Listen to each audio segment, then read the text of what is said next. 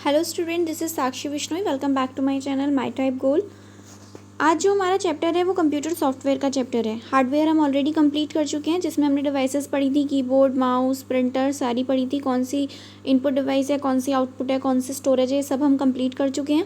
अब जो हमारा नेक्स्ट चैप्टर है कंप्यूटर सॉफ्टवेयर है, आज हम उसको पढ़ेंगे। तो सॉफ्टवेयर होते क्या है? ये आपकी इंटेंजिबल डिवाइसेस होती हैं। डिवाइसेस तो नहीं बोलेंगे, बेसिकली इंटेंजिबल होते हैं ये सॉफ्टवेयर्स। मतलब इन्हें हम ना छू सकते हैं, ना ही कुछ सिर्फ देख सकते हैं, इन पर काम कर सकते हैं। ऐसा नहीं है कि इन्हें छू सकते हैं, या देखने में भी ऐसे कि सामने रखा हुआ है और हम उसे देख रहे हैं। देखना इन द सेंस कि हमें पता है कि ठीक है ये एक एप्लीकेशन है और हम इसका यूज़ करके अपना एक काम ख़त्म कर सकते हैं। ठीक है, तो ये होते हैं सॉफ्टवेयर। इनका एग्जांपल्स क्या हो सकते हैं? जैसे आपका MS ऑफिस है, टैली है, ये आपके सॉफ्टवेयर के एग्जांपल्स होते हैं।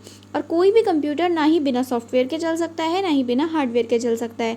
मैंने आपको पहले ही बताया था, किसी भी कंप्यूटर पर काम करने के लिए आपको हार्डवेयर और सॉफ्टवेयर दोनों की नीड होती है। अगर आप किसी भी शॉप से एक लैपटॉप का बस वो बॉडी उसकी एक परचेज़ करके ले आए और उसमें कोई भी सॉफ्टवेयर नहीं होगा तो भी आप काम नहीं कर सकते। और आपके पास पेन ड्राइव में कोई सॉफ्टवेयर, कोई एप्लीकेशन पड़ी है जिसको आपको किसी सिस्टम में इंस्टॉल करके उस पर काम करना है, तो लेकिन अगर आपके पास कोई सिस्टम ही नहीं होगा तो आप उस सॉफ्टवेयर का भी क्या करेंगे। इसी तरीके से हम कह सकते हैं कि हार्डवेयर और सॉफ्टवेयर एक दूसरे के पूरक होते हैं। ठीक है, अब सॉफ्टवेयर होते क्या है? Collection of programs. अब ये प्रोग्राम्स क्या होते हैं? जो हम अपनी कंप्यूटर लैंग्वेजेस में कुछ कोड लिखते हैं, यही आपके प्रोग्राम्स होते हैं। ठीक है, ये प्रोग्राम एक भी हो सकता है और जब बहुत सारे प्रोग्राम हो जाते हैं तो वो आपका सॉफ्टवेयर कहा जाता है, यानी कि कलेक्शन ऑफ प्रोग्राम। लेकिन अगर हम एक सिंगल प्रोग्राम की भी बात कर रहे हैं तो वो भी एक सॉफ्टवेयर ही है। हो सकता है आपका एक सिंगल ही प्रोग्राम से आप एक ऐसा सॉफ्टवेयर रेडी कर दें जिससे आप कोई भी अपना काम करा सकते हैं। ठीक है, किसी पर्टिकुलर आपने स्पेसिफिक टास्क के लिए कोई सॉफ्टवेयर अगर डिज़ाइन किया है तो हो सकता है कि आपने एक ही प्रोग्राम लिखा हो, नहीं करे हो मल्टीपल प्रोग्राम्स, उनको कनेक्ट नहीं किया हो। ठीक है, नेक्स्ट आपका क्या आ जाता है? सॉफ्टवेयर हमने कर लिया, अब हमारा आ जाता है प्रोग्राम। तो ये सेट ऑफ इंस्ट्रक्शंस होते हैं। जैसे अभी मैंने आपको बताया कि कलेक्शन ऑफ प्रोग्राम आपका सॉफ्टवेयर हो गया। अभी प्रोग्राम क्या होगा? तो ये क्या होता है आपका? Set of instruction, set of statements. ठीक है, तो इंस्ट्रक्शन या स्टेटमेंट्स क्या है? सपोज दैट अगर आप अपने घर पर हैं और अपने रूम में बैठे हैं और मैंने आपको बोला आपको अपनी मदर के पास किचन में जाना है। अब वहाँ तक पहुँचने के सपोज दैट आपके घर में 3 रास्ते हैं किचन तक पहुंचने के, कि आपके जो रूम है उसमें 2 गेट लगे हुए हैं, तो आप एक पहले गेट से भी जा सकते हैं, दूसरे से भी जा सकते हैं। और उसमें भी जो बीच में आपकी लॉबी वगैरह पड़ रही है उसमें भी कोई 2 मल्टीपल गेट्स हो रहे हैं, उनमें से किसी एक से आप एंटर कर सकते हैं, फिर दूसरे से। इस तरीके से आपके पास मल्टीपल ऑप्शंस हैं। तो जब आप अलग अलग तरीके से कर सकते हैं, बट अब मैंने आपको एक इंस्ट्रक्शन दे दिया कि आपको नहीं इसी वाले गेट से जाना है, फिर नेक्स्ट लॉबी वाले इस वाले गेट से जाना है, देन इस वाले गेट से जाना है, तब आपको मदर के पास पहुंचना है। तो मैंने आपको एक प्रोग्राम दे दिया कि बिल्कुल ऐसे ही एग्जीक्यूट होना चाहिए, ऐसा नहीं है कि आप दूसरे गेट से जा रहे हैं। तो मैंने आपको जो इंस्ट्रक्शंस दिए हैं वो एक प्रोग्राम आपके माइंड में सेट कर दिया है कि आपको ऐसे जाना है, ऐसे जाना है, ऐसे जाना है। ठीक है, तो सेट ऑफ स्टेटमेंट्स या सेट ऑफ इंस्ट्रक्शंस प्रोग्राम कहलाता है। अब जो आपकी प्रोग्रामिंग लैंग्वेजेस होती हैं, ये कौन कौन सी होती हैं? जैसे आपका C हो गया, C++ हो गया, जावा, पाइथन, PHP, बहुत सारी आपकी जो आपकी कंप्यूटर लैंग्वेजेस हैं, प्रोग्रामिंग लैंग्वेजेस होती हैं। इनमें हम कोड करते हैं और इन्हीं कोड को जब हम आपस में अगर एक ही प्रोग्राम बनाया है तो वो भी सॉफ्टवेयर है। लेकिन अगर आपने मल्टीपल प्रोग्राम्स कोड किए हैं और बाद में उन पेजेस को आपने एक साथ अटैच कर दिया कि मैं इस पर क्लिक करूँ तो मैं उस पेज पर पहुँच जाऊँ, इस पर क्लिक करूँ तो उस पेज पर पहुँच जाऊँ, तो वो एक पर्टिकुलर सॉफ्टवेयर आपने रेडी कर दिया जिसके थ्रू आप अपना पर्टिकुलर टास्क परफॉर्म करा सकते हैं। अलग अलग होते हैं। जैसे अगर आप कहीं डॉक्टर के यहाँ जा रहे हैं और उसने कोई आप कंप्यूटर में आपका कुछ भी वो इन्फॉर्मेशन ले रहा है और उसको सेव कर रहा है, तो यानी कि वो किसी सॉफ्टवेयर पर काम कर रहा है, वो आपका डेटा फ्यूचर के लिए अपने पास सेव कर रहा है। ऐसे ही कहीं और जा रहे हैं आप, वहाँ पे कोई डेटा सेव हो रहा है। स्कूल्स में आप देखते हैं, कॉलेजेस में देखते हैं, आपका डेटा हमेशा के लिए सेव रहता है ना, कि ठीक है अभी अगर बच्चे का एडमिशन 4 साल के लिए हुआ है तो 4 साल तक उसका डेटा आपके पास रहेगा ही रहेगा। तो वो जो कहीं ना कहीं सेव हो रहा है वो कहाँ हो रहा है? तो किसी सॉफ्टवेयर में हो रहा है, किसी सॉफ्टवेयर के थ्रू हो रहा है। ठीक है, किसी डेटाबेस में जाके स्टोर हो रहा है। तो वो जो सॉफ्टवेयर बने हुए होते हैं वो पर्टिकुलर टास्क के लिए बने होते हैं। स्कूल में स्कूल के हिसाब से बना होता है, डॉक्टर के पास डॉक्टर के हिसाब से बना होता है, कोई इंजीनियर कुछ डिज़ाइनिंग वगैरह कर रहा है अगर, तो वो उसके हिसाब से सॉफ्टवेयर बने होते हैं। ठीक है, अब देखो ये जो मैंने डायग्राम बनाए हुए हैं इसमें देखो मैंने यही बनाया कि ये जो है पूरा एक प्रोग्राम, ये एक सॉफ्टवेयर है पूरा। ठीक है, और ये जो अंदर ही इसमें P1 P2 P3 लिखे हैं ये प्रोग्राम है। ठीक है, तो पहला P1 हो गया, P2 P3, ये जो इनका कलेक्शन जो हो गया वो पूरा का पूरा सॉफ्टवेयर कहलाया। उसी तरीके से अगर कोई एक ही प्रोग्राम है तो उसको भी हम सॉफ्टवेयर कह सकते हैं अगर वो किसी पर्टिकुलर टास्क को परफॉर्म करा रहा है। ठीक है, नेक्स्ट आ जाते हैं सॉफ्टवेयर पर। अब आपके ये जो सॉफ्टवेयर हैं ये भी 2 टाइप के होते हैं, मतलब इनकी कैटेगरीज देख लेते हैं कि सॉफ्टवेयर कौन कौन से सॉफ्टवेयर हमें पता चल गया क्या होते हैं। अब इनकी कैटेगरीज देख लेते हैं। एक होता है आपका एप्लीकेशन सॉफ्टवेयर, एक होता है आपका सिस्टम सॉफ्टवेयर। ठीक है, अब ये एप्लीकेशन सॉफ्टवेयर क्या होते हैं? आपने नोटिस किया होगा कि आपके फ़ोन में जो एप्लीकेशंस आप इंस्टॉल करते हैं, ठीक है, क्या करते हैं, इंस्टॉल करते हैं, वो आपके एप्लीकेशन सॉफ्टवेयर्स में आते हैं जिन्हें आप पर्टिकुलर टास्क परफॉर्म कराने के लिए इंस्टॉल कर रहे हैं। बट जो आपके सिस्टम सॉफ्टवेयर होते हैं वो क्या होते हैं, वो इनबिल्ट सॉफ्टवेयर्स होते हैं। ठीक है, मैंने देखो शुरू में भी लिखा है यहाँ पर कि इनबिल्ट का मतलब क्या होता है, पहले से तैयार। ठीक है, जो पहले से ही आपके सिस्टम में तैयार किए गए होते हैं कि मतलब सपोज दैट जैसे आप कोई सिस्टम परचेज़ करते हैं या आप एक एंड्रॉयड फ़ोन भी परचेज़ करते हैं तो उसमें कुछ एप्लीकेशन, कुछ आपने आइकन्स देखे होंगे जो पहले से ही उसमें आए ही होते हैं, वो इंस्टॉल करने की नीड नहीं होती। जबकि आप व्हाट्सएप, फेसबुक या इंस्टाग्राम ये सब क्या होते हैं, आप इंस्टॉल करते हैं, तो ये आपके एप्लीकेशन सॉफ्टवेयर हैं। और जो आपके उसमें पहले से ही आते हैं जैसे कैलेंडर हो गया, कैलकुलेटर हो गया, ये सब क्या है, ये सिस्टम सॉफ्टवेयर्स हैं। ठीक है, तो अब इनको थोड़ा सा देख लेते हैं। जो आपका एप्लीकेशन सॉफ्टवेयर है वो क्या है, यूज़र स्पेसिफिक सॉफ्टवेयर है। जैसे MS वर्ड हो गया, मतलब MS वर्ड एक MS ऑफिस का ही पार्ट है, तो MS ऑफिस हो गया बेसिकली, टैली हो गया, web browser, Photoshop, media player. और वहीं पर अगर हम सिस्टम सॉफ्टवेयर की बात करें तो जैसे आपके सबसे पहले तो ऑपरेटिंग सिस्टम आ जाते हैं। ठीक है, ऑपरेटिंग सिस्टम में जैसे लिनक्स, यूनिक्स, विंडोज़, मैक, ठीक है, और आपका डॉस, ये सारे आ जाते हैं। अब जो आपका इसके अगर एग्जांपल ले लें आपके सिस्टम सॉफ्टवेयर के, तो बायोस मैंने आपको सबसे शुरू वाले लेक्चर में ही पढ़ाया था। ठीक है, बेसिक इनपुट आउटपुट सिस्टम, जिसकी वजह से क्या होता है, आपका डेट एंड टाइम चेंज होता है सिस्टम में। और क्या हो सकता है, आपका ट्रांसलेटर हो सकता है। ट्रांसलेटर में कौन कौन से आते हैं, कंपाइलर, इंटरप्रेटर, असेंबलर। ठीक है, और क्या चीज़ ले सकते हैं, एक लोडर। अब डिवाइस ड्राइवर क्या है, यह एक स्मॉल प्रोग्राम होता है जो बाहरी हार्डवेयर, ठीक है, क्या करता है, जो बाहरी हार्डवेयर को कंप्यूटर से जोड़ने की सूचना देता है। जब आपने देखा होगा कोई भी प्रिंटर आप अटैच करते हैं अपने सिस्टम में, हमें उसका एक ड्राइवर इंस्टॉल करना पड़ता है। तो जैसे ही वो हम कनेक्ट करते हैं तो ये जो आपका डिवाइस ड्राइवर होता है ये सूचना देता है कि कोई बाहरी हार्डवेयर है ना, प्रिंटर एक, तो बाहरी जो हार्डवेयर है वो कंप्यूटर से जोड़ने की जो सूचना दे रहा है। कैसे, कि कोई बाहरी हार्डवेयर है जो कनेक्ट हुआ है और उसका जो ड्राइवर है हम इंस्टॉल कर लेते हैं और बाद में वो डिवाइस जो है हमसे कनेक्ट हो जाती है और हम कोई भी काम कर सकते हैं। जो भी हमने सपोज दैट प्रिंटर ही है, तो अगर हमें कोई प्रिंट करने की कमांड देनी है तो हम जैसी कमांड देते हैं तो प्रिंटर से पेज बाहर आ जाता है। ठीक है, चलिए आगे चलते हैं।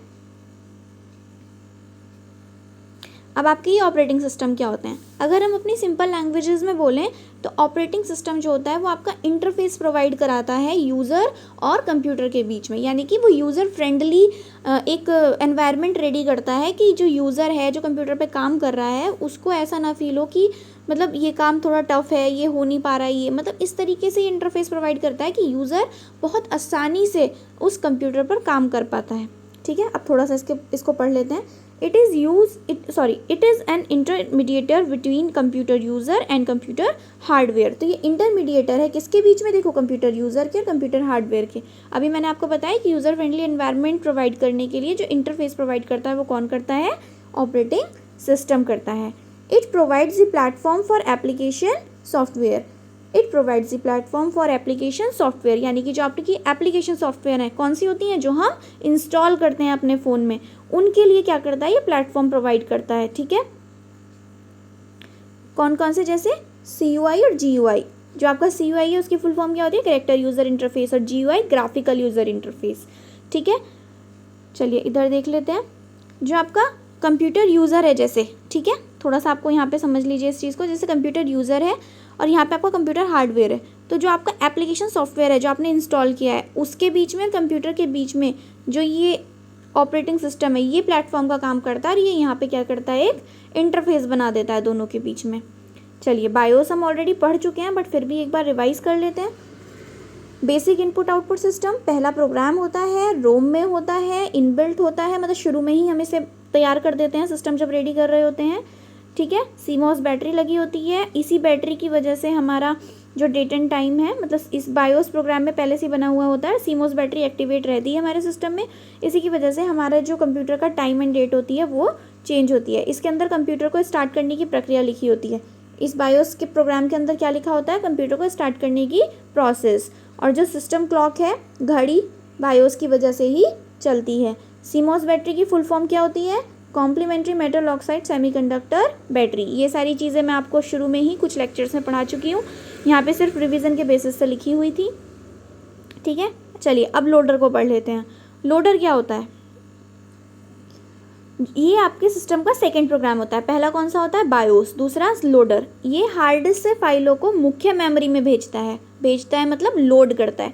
अब हार्ड डिस्क है आपकी ड्राइव्स वगैरह जो सिस्टम में होती हैं, उसमें कोई चीज़ आपने सेव कर रखी है, तो वहाँ से आपने जैसे ही क्लिक करा और ये फटाफट से एकदम से हमारा मुख्य मेमोरी यानी कि रैम में पहुँच जाता है, जहाँ पर हम काम कर रहे होते हैं, ठीक है। तो ये भेजने का काम, मतलब कैसे एकदम से लोड हो गया वो वहाँ चला गया। सिंपल सी चीज़ है, अगर आपको यहाँ से दिल्ली जाना है कहीं से भी, मतलब अगर आप सपोज दैट मुरादाबाद में है और आपको दिल्ली पहुंचना है, तो ऐसा तो नहीं है ना कि आपने एकदम से क्लिक करा मुरादाबाद में बैठे बैठे और आप एकदम दिल्ली पहुंच जाएंगे, ऐसा तो नहीं है। आपको लेकर जाने वाला कोई तो होना चाहिए ना, मतलब व्हीकल कुछ तो होगा। आप बस से जाएंगे, बाय बस जाएंगे, बाय कार जाएंगे, बाय बाइक जाएंगे, किसी तरीके से तो जाएंगे। तो वो आपके व्हीकल्स हैं वो जो काम कर रहे हैं, वही यहाँ पे लोडर काम करता है कि वो वहाँ से एक जगह से डेटा उठाएगा और दूसरी जगह पर पहुँचा देगा।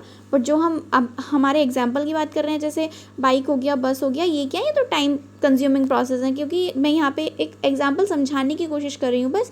वो तो टाइम कंज्यूमिंग है, लेकिन लोडर क्या करता है, वो तो एकदम से करता है और दूसरी जगह पर डेटा को पहुँचा देता है।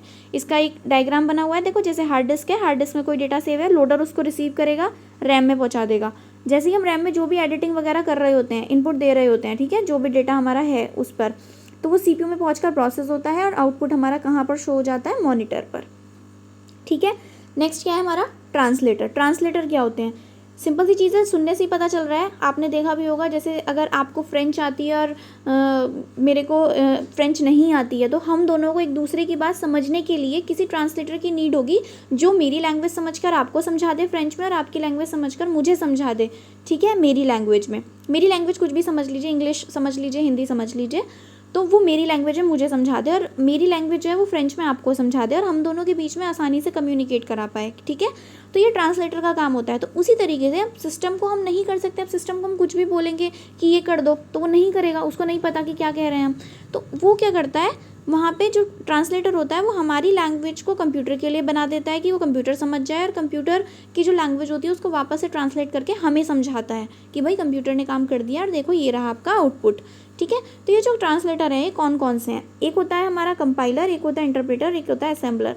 ये सारे के सारे ही हमारे source code to object code convert कर रहे हैं, राइट, क्योंकि हमने जो अपनी लैंग्वेज में दिया मतलब कुछ भी, वो सोर्स कोड है, और जो कंप्यूटर समझ रहा है वो ऑब्जेक्ट मशीन कोड है, ठीक है, क्योंकि वो मशीन कोड होगा, वो मशीन समझेगी, फिर वो वापस क्या करता है, मशीन कोड जो होता है और उसको हमारी लैंग्वेज में समझा मतलब कन्वर्ट करके और हमें ऑब्जेक्ट कोड प्रोवाइड करा देता है कि हाँ भाई देखो तुम्हारा आउटपुट ये आ गया। तो जो असेंबलर होता है वो क्या करता है, आपका सोर्स कोड को असेंबली लैंग्वेज में कन्वर्ट करता है। कहीं पर नोट कर लीजिए, ठीक है, जो आपका सोर्स कोड है उसको क्या करता है, ये असेंबली लैंग्वेज में कन्वर्ट करता है, ठीक। जो आपका इंटरप्रेटर है और कंपाइलर है, ये दोनों का दोनों काम बिल्कुल सेम होता है, डिक्टो, कोई फ़र्क ज़्यादा नहीं है। इसमें सिर्फ एक ही फ़र्क होता है जिसकी वजह से इनको अलग किया गया है, क्योंकि कोई भी चीज़ है अगर दोनों सेम ही काम कर रहे हैं तो फिर दूसरी चीज़ की ज़रूरत ही क्यों पड़ी, हम उसी एक से काम कर सकते हैं। तो ऐसा क्या चेंज है इनमें कि हमें ये दोनों की ज़रूरत पड़ी? दोनों का काम सेम है कि वो सोर्स कोड को मशीन कोड में कन्वर्ट करते हैं, मतलब हमारा जो कोड है उसको हमारी हाई लेवल लैंग्वेज में कन्वर्ट कर देते हैं कि सिस्टम समझ जाता है, और फिर सिस्टम की लैंग्वेज को वापस कन्वर्ट करके हमें दे देता है कि भाई लो सिस्टम ने काम कर दिया और अब आपका ये रहा। तो ये काम तो ये दोनों करते हैं, पर फ़र्क क्या है, जो आपका इंटरप्रेटर होता है ये आपके सोर्स कोड को ना लाइन बाय लाइन करता है, ठीक है। कैसे करता है, जो इंटरप्रेटर है आपका,